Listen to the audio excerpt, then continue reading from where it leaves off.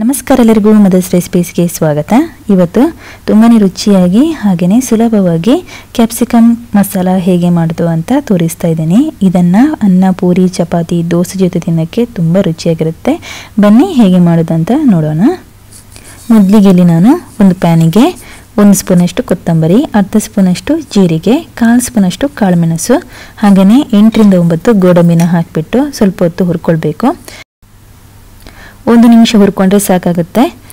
ಇವಾಗ ಇದು ತಣ್ಣಗಾಗಲಿಕ್ಕೆ ನಾನು ಒಂದು ಪ್ಲೇಟಿಗೆ ಹಾಕೊಳ್ತಾ ಇದ್ದೀನಿ. ಈ ಮಸಾಲೆ ಕೂಡ ತಣ್ಣಗಾಗಿದೆ. ಇದನ್ನು ಮಿಕ್ಸಿ ಜಾರಿಗೆ ಹಾಕಿಬಿಟ್ಟು ಒಂದು 3 ಸ್ಪೂನಷ್ಟು ನೀರನ್ನು ಹಾಕಿ ಇದನ್ನು ಫೈನಾಗಿ ಪೇಸ್ಟ್ ಮಾಡಿಟ್ಕೋಬೇಕು. ಇವಾಗ ಅದೇ ಪ್ಯಾನಿಗೆ ನಾನು 1 ಸ್ಪೂನಷ್ಟು ಎಣ್ಣೆ ಹಾಕ್ಕೊಳ್ತಾ ಇದ್ದೀನಿ. ಈಗ ಕ್ಯಾಪ್ಸಿಕಮನ್ನು ಸಣ್ಣ ಸಣ್ಣದಾಗಿ ಕಟ್ ಮಾಡಿ ಸ್ವಲ್ಪ ಹೊತ್ತು ಇದನ್ನು ಫ್ರೈ ಮಾಡ್ಕೋಬೇಕು.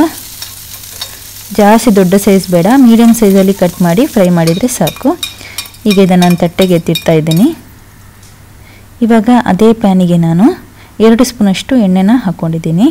ಇದಕ್ಕೆ 2 ಚಕ್ಕೆ, 2 ಏಲಕ್ಕಿ, ಹಾಗೆಯೇ 1 ಪುಲಾವ್ ಎಲೆ ಮತ್ತು ಸ್ಟಾರ್, 1 ಸ್ಪೂನಷ್ಟು ಜೀರಿಗೆ ಹಾಕಿಬಿಟ್ಟು ಸ್ವಲ್ಪ ಹೊತ್ತು ಫ್ರೈ ಮಾಡ್ಕೊಳ್ಳಿ.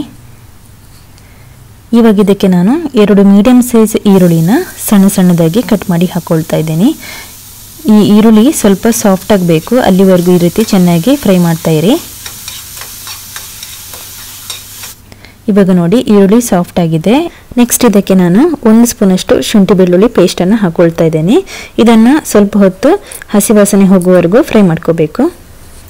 ಈಗ 2 ದೊಡ್ಡ ಸೈಜಿನ ಟೊಮೆಟೊವನ್ನು ಸಣ್ಣ ಸಣ್ಣದಾಗಿ ಕಟ್ ಮಾಡಿ ಹಾಕ್ಕೊಂಡಿದ್ದೀನಿ. ಇದು ಅಷ್ಟೇ ಸಾಫ್ಟ್ ಆಗಬೇಕು, ಅಲ್ಲಿವರೆಗೂ ಚೆನ್ನಾಗಿ ಇದನ್ನು ಮಿಕ್ಸ್ ಮಾಡ್ತಾ ಇರಿ. ಈಗ ಇದಕ್ಕೆ 1 ಸ್ಪೂನಷ್ಟು ಅಚ್ಕಾರದ ಪುಡಿ, 1/4 ಸ್ಪೂನಷ್ಟು ಅರಿಶಿನ ಪುಡಿ ಹಾಕಿಬಿಟ್ಟು ಒಮ್ಮೆ ಇದನ್ನು ಈ ರೀತಿ ಮಿಕ್ಸ್ ಮಾಡ್ತಾಯಿರಿ. ನೋಡಿ ಚೆನ್ನಾಗಿ ಮಿಕ್ಸ್ ಆಗ್ತಾ ಇದೆ. ಇದಕ್ಕೀಗ ಪೇಸ್ಟ್ ಮಾಡಿಟ್ಕೊಂಡಿದ್ವಲ್ಲ ಗೋಡಂಬಿ, ಅದನ್ನು ಹಾಕ್ಕೊಳ್ತಾ ಇದ್ದೀನಿ. ಇದನ್ನೀಗ ಚೆನ್ನಾಗಿ ಮಿಕ್ಸ್ ಮಾಡ್ಕೊಳ್ಳಿ. ಒಮ್ಮೆ ಈ ರೀತಿ ಚೆನ್ನಾಗಿ ಮಿಕ್ಸ್ ಆಗಬೇಕು, ಎಣ್ಣೆ ಬಿಡ್ತಾ ಬರಬೇಕು, ಅಲ್ಲಿವರೆಗೆ ಇದನ್ನು ಚೆನ್ನಾಗಿ ಮಿಕ್ಸ್ ಮಾಡ್ಕೊಳ್ಳಿ. ಇವಾಗ ಎಣ್ಣೆ ಚೆನ್ನಾಗಿ ಬಿಟ್ಟಿದೆ ನೋಡಿ ಎಲ್ಲ ಕಡೆನೂ. ನೆಕ್ಸ್ಟ್ ಇದಕ್ಕೆ ನಾನೀಗ ಫ್ರೈ ಮಾಡಿಟ್ಕೊಂಡಿದ್ವಲ್ಲ ಕ್ಯಾಪ್ಸಿಕಮ್, ಅದನ್ನು ಹಾಕ್ಕೊಳ್ತಾ ಇದ್ದೀನಿ. ಹಾಕಿಬಿಟ್ಟು ಒಮ್ಮೆ ಈ ರೀತಿ ಚೆನ್ನಾಗಿ ಮಿಕ್ಸ್ ಮಾಡ್ಕೊಳ್ತಾ ಇರಿ. ಈ ರೀತಿ ಮಿಕ್ಸ್ ಮಾಡಿ ಆದಮೇಲೆ ಇದಕ್ಕೆ ಅರ್ಧ ಕಪ್ಪಷ್ಟು ನೀರನ್ನು ಹಾಕ್ಕೊಳ್ಬೇಕು.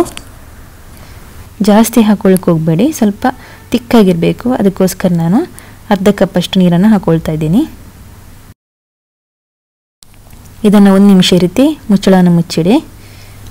ಇವಾಗ ಎಲ್ಲ ಕಡೆ ಚೆನ್ನಾಗಿ ಕುದೀತಾ ಇದೆ ನೋಡಿ. ಇದಕ್ಕೀಗ ರುಚಿಗೆ ಎಷ್ಟು ಬೇಕಷ್ಟು ಉಪ್ಪು ನೋಡಿ ಅದನ್ನು ಹಾಕ್ಕೊಳ್ಬೇಕು. ಇವಾಗ ಇದಕ್ಕೆ ಅರ್ಧ ಸ್ಪೂನಷ್ಟು ಗರಂ ಮಸಾಲ ಪುಡಿ, ಹಾಗೆಯೇ ಕಸೂರಿ ಮೇಥಿ ಹಾಕ್ಕೊಳ್ತಾ ಇದ್ದೀನಿ. 1 ಸ್ಪೂನಷ್ಟು ಕಸೂರಿ ಮೇಥಿ ಹಾಕ್ಕೊಳ್ತಾ ಇದ್ದೀನಿ. ಇದನ್ನು ಕೊನೆಗೆ ಹಾಕಬೇಕು, ಚೆನ್ನಾಗಿ ಟೇಸ್ಟ್ ಇರುತ್ತೆ. ಇದನ್ನು ಒಮ್ಮೆ ರೀತಿ ಚೆನ್ನಾಗಿ ಮಿಕ್ಸ್ ಮಾಡ್ಕೊಳ್ಳಿ. ಇವಾಗ ಕೊನೆಗೆ ಇದಕ್ಕೆ ನಾನು ಕೊತ್ತಂಬರಿ ಸೊಪ್ಪನ್ನು ಹಾಕ್ಕೊಳ್ತಾ ಇದ್ದೀನಿ. ನೋಡಿ ಇವಾಗ ಇದಾಗಿದೆ. ತುಂಬ ರುಚಿಯಾಗಿರುತ್ತೆ. ಅನ್ನ, ಪೂರಿ, ಚಪಾತಿ, ದೋಸೆ ಯಾವುದರ ಜೊತೆ ತಿನ್ನೋಕ್ಕೂ ಇದೊಂದು ತುಂಬ ರುಚಿಯಾಗಿರುವಂತಹ ಕ್ಯಾಪ್ಸಿಕಮ್ ಮಸಾಲ.